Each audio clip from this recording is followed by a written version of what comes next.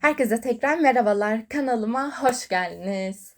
Evet, bugün size çok daha sakin bir diziyle geldim. Dizimizin adı My Liberation Notes ya da My Liberation Diary olarak da geçiyor. 16 bölümden oluşuyor. Netflix'te bulabileceğiniz bir dizi. Ve dizimizin temposunda size baştan söyleyeyim bunları. Temposu yüksek bir dizi değil. Romantizm ögeleri fazla olan bir dizi değil. Ve çok sakin ilerliyor tam tersi. Bunları bilerek başlayın derim ben. Genelde daha önce de söylemiştim bir film önerimde. Ben bu dizilerin çok kritik olduğunu düşünüyorum. Çünkü bazen cidden o yavaş ilerlemesi, bir hayat kesiti göstermesi sıkıcı gelebiliyor. Ama bu öyle bir dizi değildi. Çok severek izledim. Yorum kısmında söyleyeceğim özellikle çift beni çok dinamik yaptı. Yani onları izlemek için izledim neredeyse. Çok merak ettim nereye gidecek çünkü sevgileri. Neyse çok lafı uzattım. Konusuna geçelim. Konusu ve karakterleri bir arada işleyeceğim bu arada. Çünkü çok büyük bir konu anlatımı yok dizimizin. Dizi 3 tane kardeşin hayat öyküsünü anlatıyor. Hem o 3 kardeşin hem de o 3 kardeşle beraber ekstra bir karakterimiz daha var. O da onların yaşadığı yerde yaşayan ve anne babasıyla birlikte çalışan çok sessiz, aşırı sessiz bir adamla ilgili. Toplam 4 karakterin hayatlarını izliyorsunuz dizi boyunca. Tamamen bununla ilgili. Bu 3 kardeşimiz çok sakin olan, çok sıradan olan hayatlarından bir tık daha heyecanlı bir hayata geçme arayışındalar. Hepsinin belli sorunları var ve hepsi bunlarla mücadele etmeye çalışıyor. Bunları izliyorsunuz dizide. Bu 3 kardeşi kimler canlandırıyor ona gelelim. 2 kız bir erkekten oluşuyor bu kardeş grubumuz ve erkek kardeşi canlandıran oyuncumuzsa Leminki. Leminki cidden bu role cuk diye oturmuş ve daha önce ben onun dizilerini size paylaşmıştım. Onların çok dışında bir karakter. Bu yüzden de hani benim çok hoşuma gitti o karakter skalasından çıkmış olması. Diğer kız kardeşi ise büyük olan kız kardeşi Lee El adlı oyuncumuz canlandırıyor. Ben kendisini daha önce bir tane filmde gördüm. Orada da zaten karakteri çok ayrıydı. Burada böyle bir karakter canlandırması yine harika olmuş. Bu anlamda bu dizi cidden o farklılıklarıyla göze çarpıyor. Ve son karakterimiz küçük kız kardeş ise benim çok sevdiğim bir oyuncu oynamış. Ve onun da karakterini ben dizide çok sevdim. Farklı bir roldeydi yine. O karakteri canlandıran oyuncumuzsa Kim Ji-woon.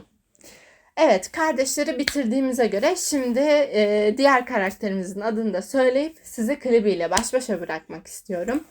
Bu ıssız adamımızı canlandıran kişi Son Seo-ko adlı oyuncumuz. Çok beğendim onun da oyunculuğunu ama yorum kısmında daha çok konuşacağım onunla ilgili. Şimdi klibiyle sizi baş başa bırakayım. Ardından yorum kısmında görüşelim.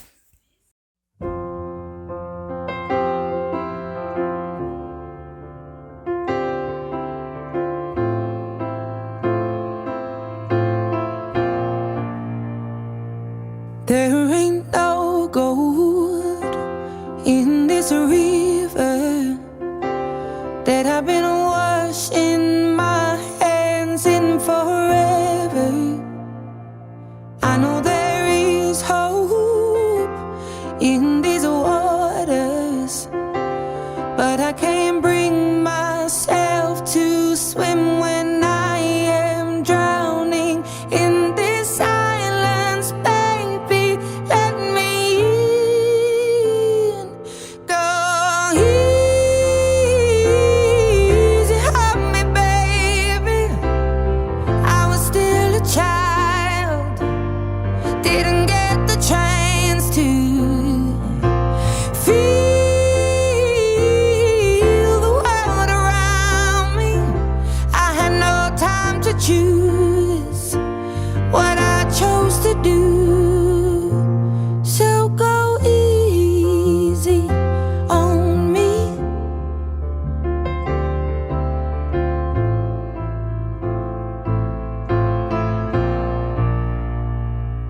There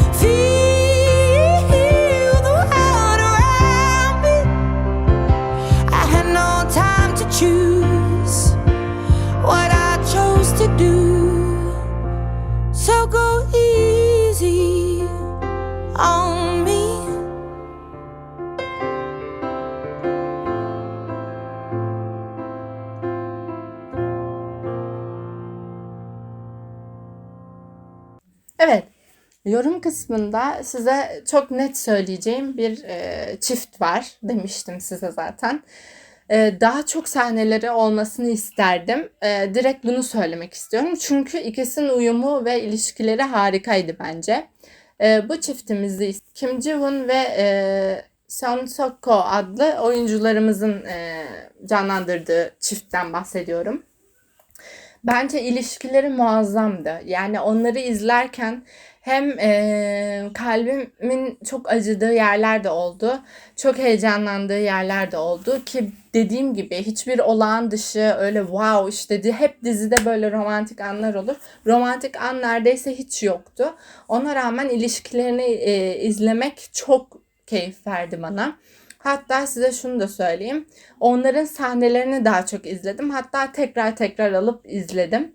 Hem diyalogları hem ikisinin de bu beni delicesine sev cümlesi çok enteresan. Çünkü iki karaktere de uymayan bir şey ve ikisi de tam anlamıyla yapmıyor. Ama ona rağmen sevme şekilleri o kadar özel ve o kadar güzel ki dizi sizi tutuyor diyeyim. Diğer iki karakter zaten oyuncularımız çok iyi canlandırmış. Lemming'in karakteri çok ayrıydı. Yani kendine has bir karakterdi.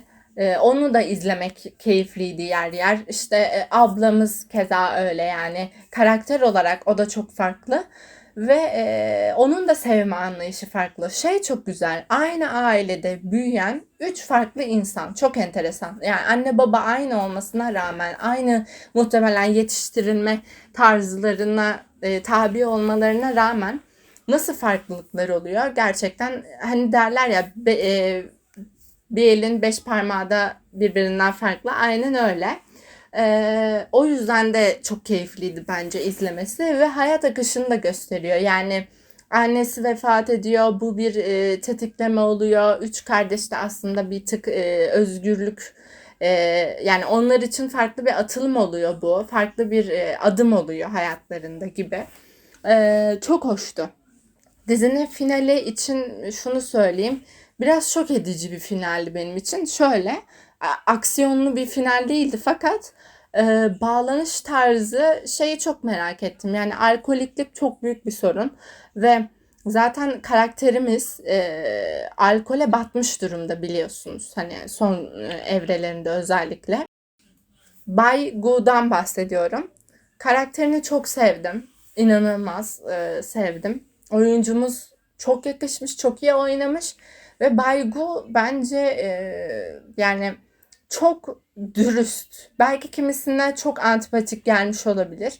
Ama alkolik olmasının da bir sebebi var. Ve alkolik olmasına rağmen saçma sapan tavırlar, şiddet eğilimi, kötü söz söyleme gibi şeyleri yoktu. Genelde alkolik olanları çünkü o şekilde gösteriyorlar dizi ya da filmlerde. İşte vurdu, kırdı, bilmem ne argo.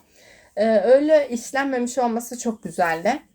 Ve bir sebebi oluşu, aslında bir kaçış yolu, yani alkoliklerin de neden öyle olduklarını sorgulamak gerekiyor bazen. Burada kendisi onu çok güzel göstermiş ve karakterini çok iyi canlandırdığını düşünüyorum. Onun alkoliklikten kurtulup kurtulamama durumu gerçekten bilmiyorum, kurtulabilir mi karakteri düşünerek sanmıyorum. Ama hayatına çok daha çekidüzen verecek şekilde bitti sanki. Onların kısmını merak etmiyor değilim ama yine de belki sonrası çok sıkabilirdi. O yüzden hani daha uzun olsaydı demeyeceğim bu sefer ama merak ettim. Yani aklımda bir soru işareti. Bay Gu.